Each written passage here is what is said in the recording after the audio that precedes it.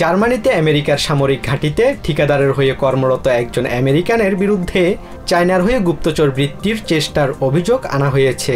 সোমবার জার্মানির প্রসিকিউটররা জানিয়েছেন ওই ব্যক্তি আমেরিকার সামরিক বাহিনীর স্পর্শকাতর তথ্য চায়নায় পাচারের চেষ্টা করেন।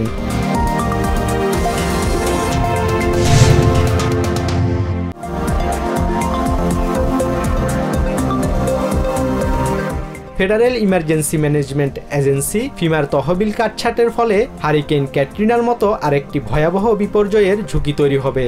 সোমবার সংস্থাটির বর্তমান ও সাবেক 180 জনের বেশি কর্মী ট্রাম্প প্রশাসনের উদ্দেশ্যে লেখা এক খোলা চিঠিতে এমন হুঁশিয়ারি দিয়েছেন।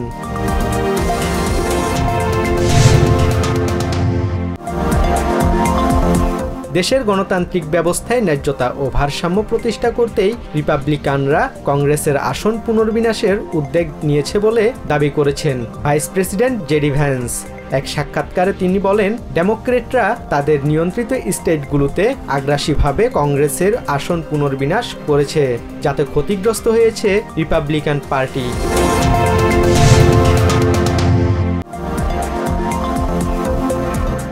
মানবিক মর্যাদাপূর্ণ প্রত্যাবাসন, নির্যাতন বন্ধসহ রোহিঙ্গা সংকট সমাধানে আন্তর্জাতিক সম্প্রদায়ের কাছে 7 দফা প্রস্তাব তুলে ধরেছে বাংলাদেশ। স্থানীয় সময় সোমবার সকালে কক্সবাজারে রোহিঙ্গা সংকট নিয়ে 3 দিনের আন্তর্জাতিক সংলাপের মূল অধিবেশনে এ প্রস্তাবনা উত্থাপন করেন প্রধান উপদেষ্টা ডক্টর মুহাম্মদ ইউনুস।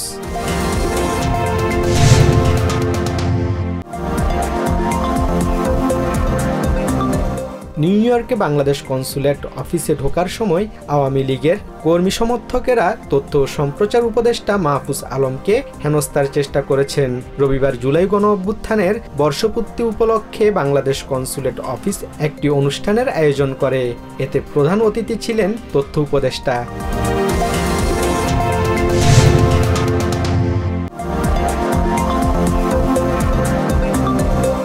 জুলাই আগস্টে লুট হওয়া অস্ত্র উদ্ধারে 5 লাখ টাকা পর্যন্ত পুরস্কার ঘোষণা করেছেন স্বরাষ্ট্র উপদেষ্টা জাহাঙ্গীর আলম চৌধুরী।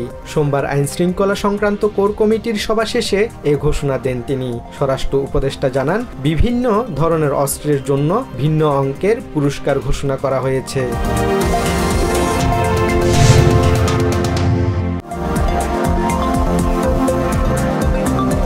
বিএনপি চেয়ারপারসনের উপদেষ্টা অ্যাডভোকেট ফজলুর রহমানের দাবি, একটি কালো শক্তি 5 আগস্ট ঘটিয়েছে এমন কথা তিনি বলেননি। তার পুরো বক্তব্য শোনার আহ্বান জানিয়ে ফজলুর রহমান বলেন, অভিযোগ প্রমাণ করতে পারলে তিনি প্রয়োজনে ক্ষমা চাইবেন। সোমবার সুপ্রিম কোর্টে সাংবাদিকদের প্রশ্নের জবাবে এ কথা বলেন তিনি।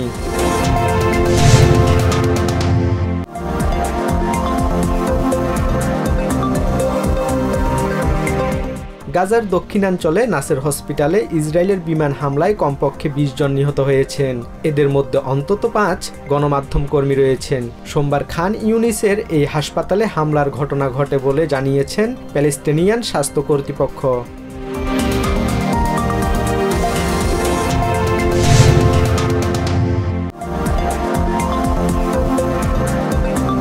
রাশিয়ার বিরুদ্ধে ইরানের এয়ার ডিফেন্স সিস্টেমের অবস্থান সম্পর্কিত গোয়েন্দা তথ্য ইসরায়েলের কাছে সরবরাহের অভিযোগ তুলেছে তেহরান। ইরানের এক্সপিডিয়েন্সি ডিসার্নমেন্ট কাউন্সিলের সদস্য মোহাম্মদ সাদার দাবি করেন, রাশিয়ার এমন পদক্ষেপের মাধ্যমে প্রমাণ হলো যে কৌশলগত মিত্র হিসেবে মস্কো মোটেও নির্ভরযোগ্য নয়।